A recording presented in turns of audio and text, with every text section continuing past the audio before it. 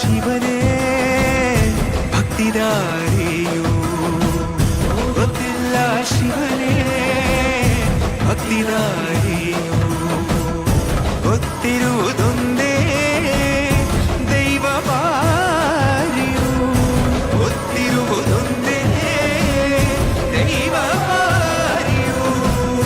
ಉಳ್ಳಾಯ ನಿನ್ನ ನಿಲತಡೆಗೆ ಬಿದಡುಂದ ಮಾಯ ಸನ್ನಿಧಿಗೆ ಕಾಪು, ಗೊತ್ತಿಜ್ಜೆ ಶಿವನೇ ಯಾರು ಕದಂಬರ ಕಡೆಯವರು.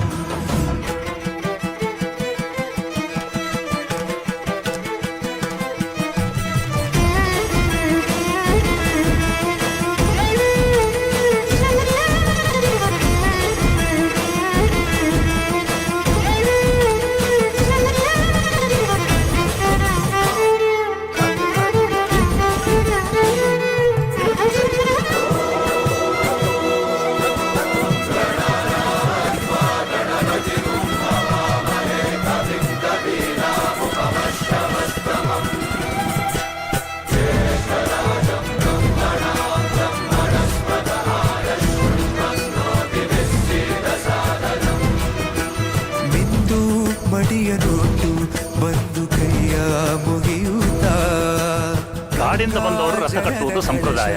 ಇಲ್ಲಿ ಇನ್ನು ಮುಂದೆ ನಾವು ನಡೆಸ್ಕೊಡ್ತೇವೆ. ಸರ್ವೇ ಜನಹಿತಂ ಪ್ರಾಣಂ ಸ್ಥಾಪಿತ, ಉಂಟಾಗಿಸುತ್ತಲೇ ಪರಶಿವ ಶಕ್ತಿಯ ಮಂತ್ರ ಘೋಷಧಿ ಮೆರೆದು ಭಕ್ತಿಯ ದೇಹ ಶುದ್ಧಿರಣೇನ ಭೂಯಾ ಮನ ಶಾಂತಿರಣೇನ ಭೂಯಾ.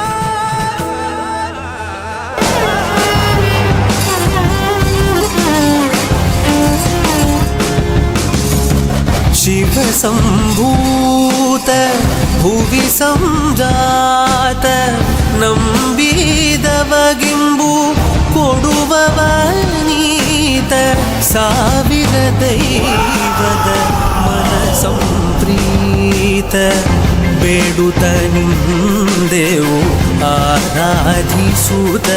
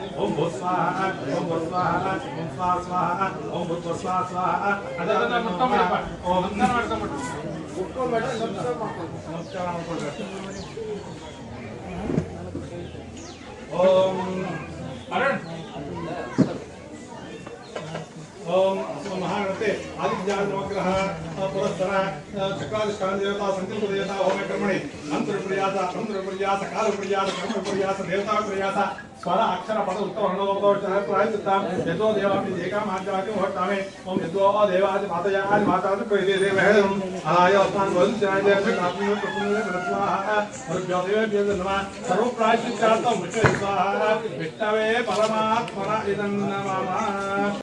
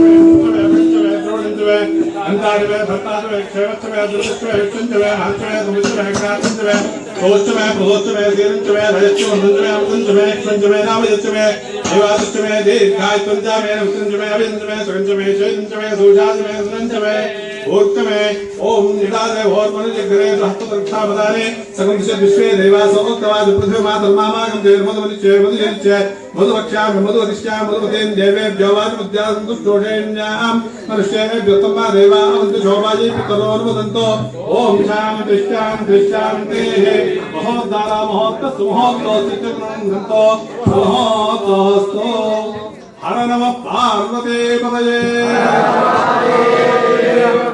ಭಕ್ತ ಮಹಾಶಯರಲ್ಲಿ ವಿಜ್ಞಾಪನೆ. ಇದುವರೆಗೂ ಮಹಾಗಣಪತಿ ಆದಿತ್ಯಾದಿ ನವಗ್ರಹ ಪುರಸ್ಸರ ಚಕ್ರಾಧಿಷ್ಠಾನ ದೇವತೆಗಳ ಮೃತ್ಯುಂಜಯ ದೇವತೆಗಳ ಗ್ರಾಮ ದೇವತೆಗಳ ಹೋಮಗಳನ್ನು ನೆರವೇರಿಸಿರುತ್ತೇವೆ. ಈಗ ಪೂರ್ಣಾಹುತಿ ಆಗಿದೆ. ಕಾಲಾತೀತವಾದರೂ ಕೆಲವೊಂದು ವಿಚಾರಗಳು ನಿಮಗೆ ಸೇರಿದಾಗ ತಿಳಿಸಬೇಕು ಅಂತ ಮನಸ್ಸಿಗೆ ಅದಕ್ಕೋಸ್ಕರ ಸ್ವಲ್ಪ ಲೇಟ್ ಆದ್ರೂ ವಿಷಯ ಹೇಳ್ತೀನಿ. ಯಾಕಂದ್ರೆ ನೀವಿಷ್ಟು ಜನ ತಿಳ್ಕೊಂಡಿದ್ರೆ ನೀವು ಅಷ್ಟು ಜನಕ್ಕೆ ಹೇಳ್ತೀರ. ಅಲ್ಲ, ಪೂರ್ಣಾಹುತಿ ಆಗ್ತಾ ಇದೆ. ಏನ್ ಪೂರ್ಣಾಹುತಿ, ಯಾಕೆ ಪೂರ್ಣಾಹುತಿ ಅಂತಂದ್ರೆ ಅಗ್ನಿ ದೇವತೆಗಳಿಗೆ ಪತ್ನಿಯ ಹೆಸರು ಸ್ವಾಹಾದೇವಿ. ಪ್ರತಿಯೊಂದು ಸರಿ ಸ್ವಾಹ ಸ್ವಾಹ ಸ್ವಾಹ ಅಂತ ಆಗ್ತೀವಿ. ಏನು ಸ್ವಾಹಾದೇವಿ ನಾವು ಕೊಡ್ತಾ ಇರ್ತಕ್ಕಂಥ ಈ ದ್ರವ್ಯವನ್ನು ತಗೊಂಡು ಹೋಗ್ಬಿಟ್ಟು ಗಣಪತಿ ಕೊಡು, ನವಗ್ರಹಗಳು ಕೊಡು, ಲಕ್ಷ್ಮಿ ಕೊಡು ಅಂತ ಹೇಳ್ತೀವಿ. ಭಗವಂತನಿಗೂ ನಮಗೂ ಇಬ್ಬರಿಗೂ ಕಾಣಿಸೋ ದೇವರು ಯಾರು ಅಂತಂದ್ರೆ ಅಗ್ನಿದೇವ ಒಬ್ಬನೇ. ಅವನಿಗೆ ಭಗವಂತನೂ ಕಾಣಿಸ್ತಾನೆ, ನಾವು ಕಾಣಿಸ್ತೀವಿ, ನಮಗೂ ಅಗ್ನಿದೇವ ಕಾಣಿಸ್ತಾನೆ. ನಮ್ಗೆ ಇನ್ಯಾವುದೋ ಮೀಡಿಯಾ ಇಲ್ಲ, ನಮಗೂ ಭಗವಂತನಿಗೂ. ಇವನ್ ಕೈ ಕೊಡ್ತೀವಿ, ಇದನ್ನ ತಗೊಂಡೋಗಿ ಅದು ಅವ್ರಿಗೆ ಸಮರ್ಪಣೆ ಮಾಡ್ತಾರೆ, ಆ ಸ್ವಾಹಾದೇವಿ ಮಾಡ್ತಾರೆ. ಇಷ್ಟೆಲ್ಲ ಸಹಾಯ ಮಾಡಿದ ಮೇಲೆ ನಾವು ಒಂದು ಕೃತಜ್ಞತೆಯನ್ನು ತೋರಿಸ್ತಕ್ಕಂಥದ್ದು ನಮ್ಮ ಕರ್ತವ್ಯ.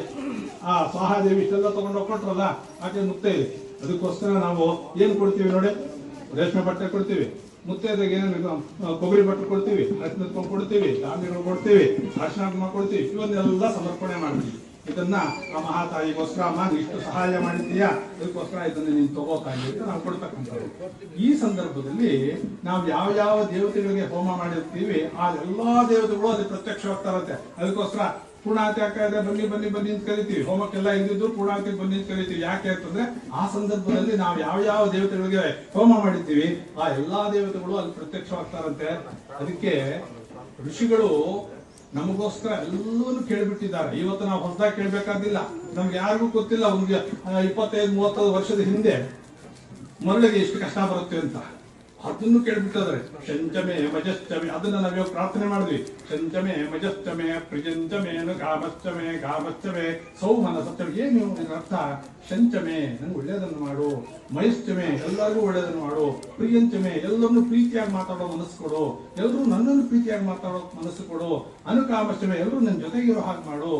ಏನು ಈಗ ಈ ತರ ಪ್ರತಿಯೊಂದು ಪ್ರಪುಷ್ಟಮೆ ಲೋಹಂಚಮೆ ನಮಗೆ ಲೋಹಗಳನ್ನು ಕೊಡು, ಗಿರೇಷ್ಟಮೆ ಪರ್ವತಗಳನ್ನು ಕೊಡು, ಧೃತಿಷ್ಠಮೆ ಧೈರ್ಯವನ್ನು ಕೊಡು, ಸಿಕತಾಷ್ಟಮೆ ಮರಳನ್ನು ಕೊಡು. ಏನೇನು ನಾವು ಕೇಳಬೇಕು ಎಲ್ಲ ಋಷಿಗಳು ಕೇಳ್ಬಿಟ್ಟಿದ್ದಾರೆ. ಹಾಗಾಗಿ ಅದನ್ನೆಲ್ಲ ಈಗ ಪ್ರಾರ್ಥನೆ ಮಾಡೋ ಕಾಲದಲ್ಲಿ ನಿಮ್ಮೆಲ್ಲರ ಪರವಾಗಿ ನಾವು ಪ್ರಾರ್ಥನೆ ಮಾಡಿದ್ದೀವಿ. ಹಾಗಾಗಿ ಭಗವಂತ ನಮಗೆ ಕೊಟ್ಟಿರ್ತಕ್ಕಂಥ ಈ ಕಾಲ, ಈ ಮಾನವ ಜನ್ಮ ಅಂತಕ್ಕಂಥದ್ದು ಮಹಾ ದುರ್ಲಭವಾದದ್ದು.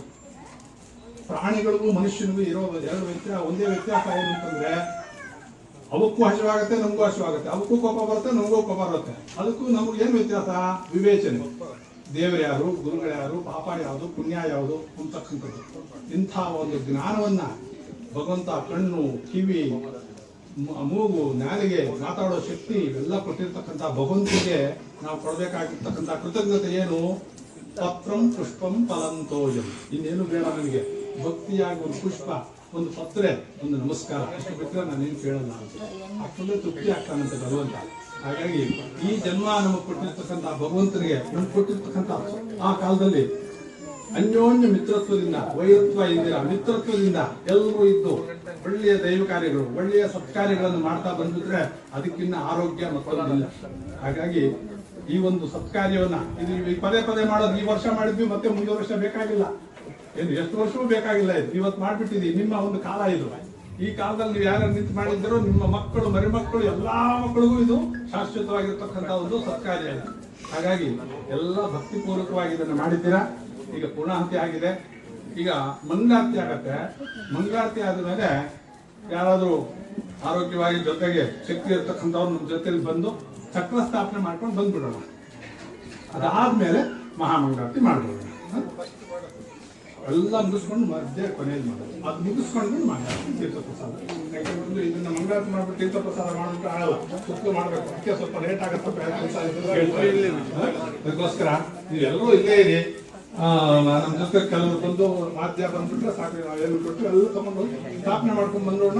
ಮಂಗಳಾರತಿ ಮಾಡ್ಬಿಟ್ಟು ತೀರ್ಥ ಪ್ರಸಾದ ಅಷ್ಟು ಮಾಡೋಣ. ಹರ ನಮಃ ಪಾರ್ವತಿ ಪತಯೇ.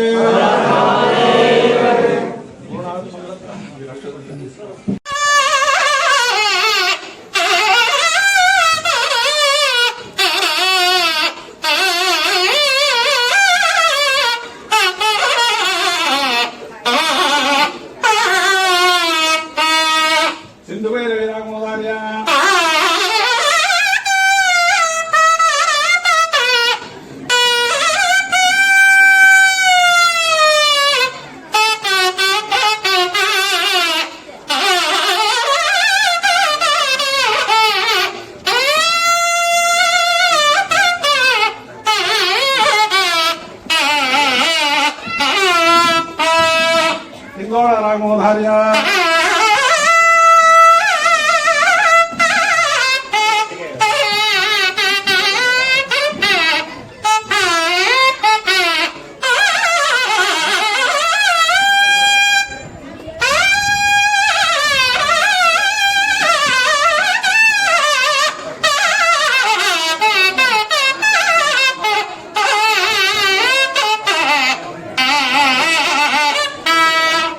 हरि ओम सुते देवदेवोत्तम देवता सार्वभौमराजगुरुब्रह्मण्यस्य स्वामिनः आदिताळमोधार्य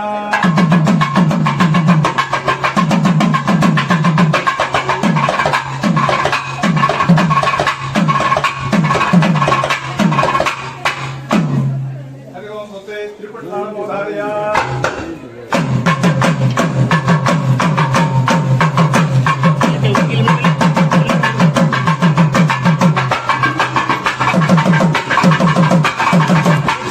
महालक्ष्मी महाकाली महालक्ष्मी महासरस्वती चक्राश्वान देवता प्रीत्यर्थे तालवाद्यमोधारय ओम तालवाद्य देवताभ्यो नमः वाक् सरस्वत्यै नमः सर्वोपचार पूजा समर्पयामि मुग्गुरु अष्टना अखंडित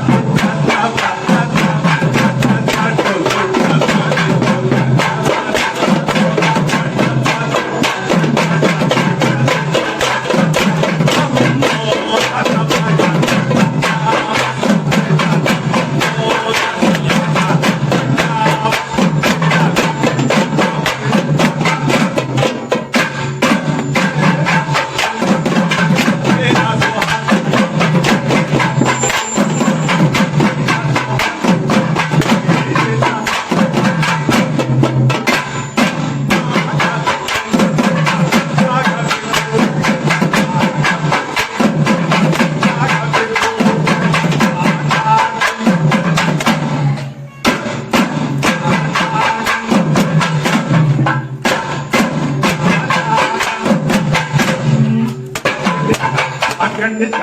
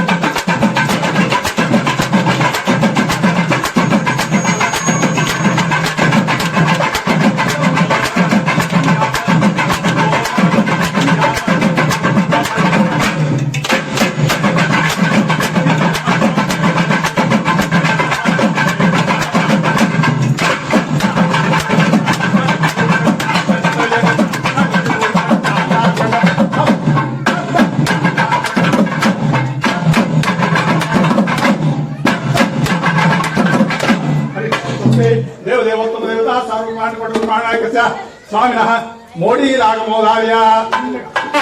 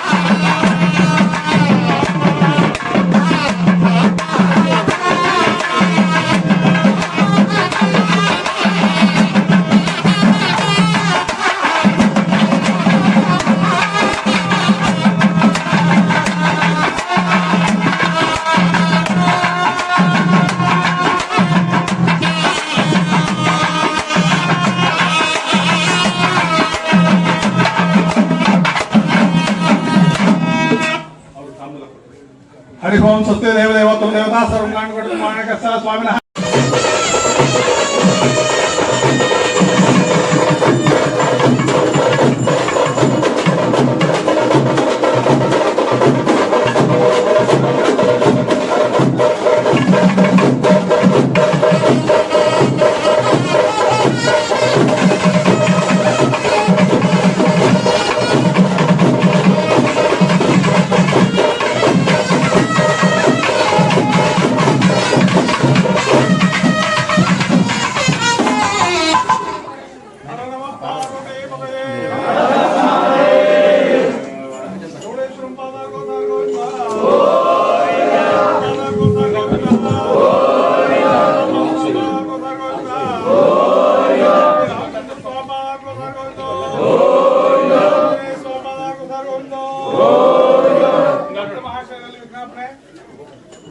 ನಮ್ಮ ಚಕ್ರ ಸ್ಥಾಪನಾ ಮಹೋತ್ಸವ ಕಾರ್ಯ ನಿರ್ವಿಘ್ನವಾಗಿ ನೆರವೇರಿದೆ.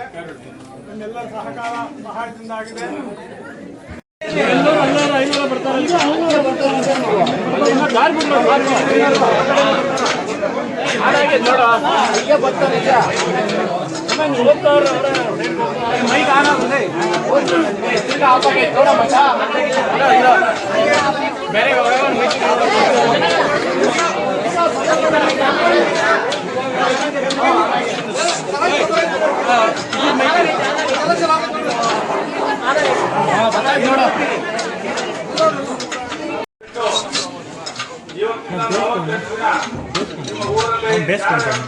ಅವರು ನಾವು ಚಕ್ರ ಸ್ಥಾಪನೆ ಮಾಡಿರ್ತಕ್ಕಂಥ ಮಧ್ಯೆ ಇರ್ತಕ್ಕಂಥ ಒಂದು ವಿಗ್ರಹಕ್ಕೆ ನೀರು ಹಾಕಿ ಸ್ವಲ್ಪ ಇದು ಮೊಸರನ್ನ ಅಥವಾ ಪೊಂಗಲ್ ಈ ತರ ಏನಾದ್ರು ಇಟ್ಟು ಮಂಗಳಾರತಿ ಮಾಡಬೇಕು. 48 ದಿನ ಶುದ್ಧವಾಗಿ ಮಾಡಿ. 48 ದಿನ ಗ್ರಾಮ ಇವತ್ತು ಯಾವ ರೀತಿ ಶುದ್ಧವಾಗಿದೆಯೋ ಅದೇ ರೀತಿಯಲ್ಲಿ ಯಾವುದೇ ರೀತಿಯ ಮಾಂಸಾಹಾರ ಇದ್ದೀರಾ ಶುದ್ಧವಾಗಿದ್ರೆ ತುಂಬಾ ಒಳ್ಳೆಯದು. ಯಾಕಂತಂದ್ರೆ ತುಂಬಾ ಕಷ್ಟಪಟ್ಟು ಮಾಡಿದ್ದೀರಾ. ಎಲ್ಲರ ಭಕ್ತಿಗೂ ನಿಜವಾಗ್ಲೂ ಭಗವಂತ ಅನುಗ್ರಹ ಇದೆ. ಇಲ್ಲಾಂತಂದ್ರೆ ಸಾಧ್ಯವಿಲ್ಲ. ಇಷ್ಟು ಜನ ಸೇರಿದ್ದೀರಾ, ಇಷ್ಟು ಸೊತ್ತಾಗಿದೆ, ಆಹಾರ ಇದ್ದೀರಾ ಅಂತಂದ್ರೆ ಇದು ದೈವ ಕೃಪೆ, ನಿಮ್ಮೆಲ್ಲರ ಭಕ್ತಿ. ಹಾಗಾಗಿ ನಿರ್ವಿಘ್ನವಾಗಿ ನೆರವೇರಿದೆ. ಇದು ಶಾಶ್ವತವಾಗಿ ಆ ಮಹಾಮಾರಿ ಅನುಗ್ರಹದಿಂದ ಎಲ್ಲರಿಗೂ ಒಳ್ಳೆಯದಾಗುತ್ತೆ. ಎಲ್ಲರೂ ಕೂಡ ಶುದ್ಧವಾಗಿ ಪೂಜೆ ಮಾಡ್ಕೊಳ್ಳಿ. ಎಲ್ಲರೂ ಕೂಡ 48 ದಿನ ಪೂಜೆ ಮಾಡಬೇಕು. ಆಮೇಲೆ ಈ ಚಕ್ರದ ಕೆಳಗಡೆ ಹಾಕಿರ್ತಕ್ಕಂಥ ಅಕ್ಕಿನ ಒಂದು ಕಡೆಗೆ ಹಾಕೊಂಡು 48 ದಿನ ಅದನ್ನ ನೀವು ಪ್ರಸಾದ ಮಾಡಿ ಪ್ರಸಾದ ಎಲ್ಲರಿಗೂ ಸೇರಬೇಕು. ಆಮೇಲೆ ಈ ಕಸದ ನೀರನ್ನು ಒಂದು ಪಾತ್ರೆ ಹಾಕ್ತೀವಿ. ಎಲ್ಲರೂ ಕೂಡ ನೀರು ಸ್ವಲ್ಪ ತಗೊಂಡು ಹೋಗಿ ನಿಮ್ಮ ಜಮೀನುಗಳ ಮೇಲೆ, ದನಕರುಗಳ ಮೇಲೆ ಮನೆಯಲ್ಲಿ ಪ್ರೋಕ್ಷಣೆ ಮಾಡಿ. ಮನೆಯಲ್ಲಿ ಇಲ್ಲದೆ ಇರೋರು ಬಂದ ಮೇಲೆ ಪ್ರೋಕ್ಷಣೆ ಮಾಡಿ. ಇಲ್ಲಿ ಮಾಡಿರ್ತಕ್ಕಂಥ ರಕ್ಷೆ ತಗೊಂಡು ಹೋಗಿ. ರಕ್ಷೆ ತಗೊಂಡು ಹೋಗಿ ವೇಸ್ಟ್ ಮಾಡಬೇಡಿ. ಎಷ್ಟು ಬೇಕು ಅಷ್ಟು ತಗೊಂಡು ಹೋಗಿ ಎಲ್ಲಾರ್ಗೂ ಸೇರಬೇಕು. ಅಷ್ಟು ಮಾಡಿ ಅದಾದ ನಂತರ ನೀವು ನಾಳೆಯಿಂದಾನೇ ಪೂಜೆ ಮುಂದುವರಿಸಬೇಕು. ಇವತ್ತು ಮಾಡಿ ನಾಳೆಯಿಂದಾನೇ ನೀರು ಹಾಕೋದು, ಪೂಜೆ ಮಾಡೋದು, ಸ್ವಲ್ಪ ಪೊಂಗಲ್ ಯಾರು ಸಾಧ್ಯವೋ ಅವರು ಮನೆಯಲ್ಲೇನಾದ್ರು ಅನಿವಾರ್ಯ ಇತ್ತು ಬೇಡ. ಬೇಡ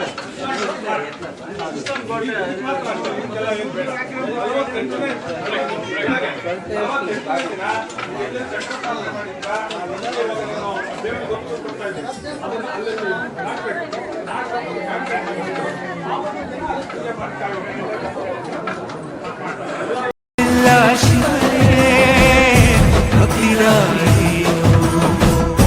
ಗೊತ್ತಿರುವುದೊಂದೇ ದೈವ ಬಾರಿಯು, ಗೊತ್ತಿರುವುದೊಂದೇ ದೈವ ಬಾರಿಯು. ಉಳ್ಳಾಯ ನಿನ್ನ ನಿಲತಡೆಗೆ ಇದಡೊಂದಮಾಯ ಸನ್ನಿಧಿಗೆ ಕಾಪು. ಗೊತ್ತಿಜ್ಜೆ ಶಿವನೇ ಅಂತಿದಾರಿಯು.